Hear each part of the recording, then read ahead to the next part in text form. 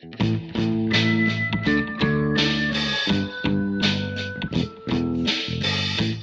I mean, this the adequacy question has been around forever, right? Since people started writing code, and and we've gotten to the point where we're there's these classes of things where you've got unit testing and integration testing and system testing and acceptance testing, and we have as an industry started to kind of stratify where we put emphasis and whatnot. There different levels and tests that we have, but um, this is a technical issue that's solvable, right? But what is really the driver here, right? It's not necessarily technical to do these tests, right? It's really kind of, as you said, Brian, a cost issue.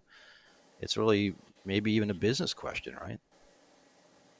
Well, there definitely are costs involved, and there are trade-offs, right? You can, if you're doing a casual game, your quality bar can be a little bit different than if you're doing medical devices or avionic systems for commercial jetliners, Right. right? So, there is, people are going to put more money into certain kinds of testing certain kinds of applications or software, but it is a trade-off you'll have to look at. Well, jumping in here, my issue is that people have always tried to look at the how much testing is enough question as if it were a technical question. And I'm firmly convinced that it's not a technical question at all. There's no technical answer to the question. It's entirely a business question. Essentially, there's an incremental cost of having a test case. If you want one more test case, it's going to cost you.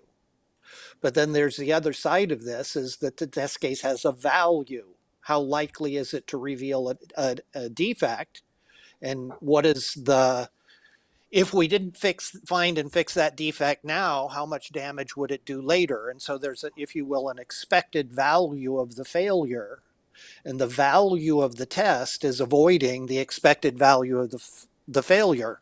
And so the whole point here is that how much testing is enough. It really does come down to being a business question. If I can spend $10 on a test case and it avoids $1 million of risk exposure out in the field, then clearly that's a wonderful idea.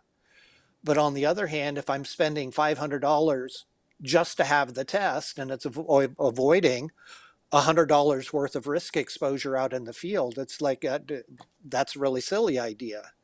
And so my point is that as long as the incremental value of another test case is significantly enough higher than the incremental cost of that test case, then it does in fact make business sense to have that test case. So it's entirely a business question. It's not a technical question at all. Right. And I think the technical issue is in, you have some time and money to try to improve the quality of your software. Now, what are the technical approaches you can use to make sure you get good value out of that testing effort? And that's where I think Right. the testing design and the reviews and this, the processes we can use to do that help push the quality up. Then you kind of have to adjust your criteria based on, what is the impact, what is the risk, what's the impact if it fails. And you have non-tangible things too, company reputation, Mm-hmm. um, marketing. There's things besides just, are we going to lose somebody's file and cost them $100 of work? They're not going to buy your software again if it does that too many times, right? They can try not to buy your software. Yeah. Yeah. We may mention certain cases at point off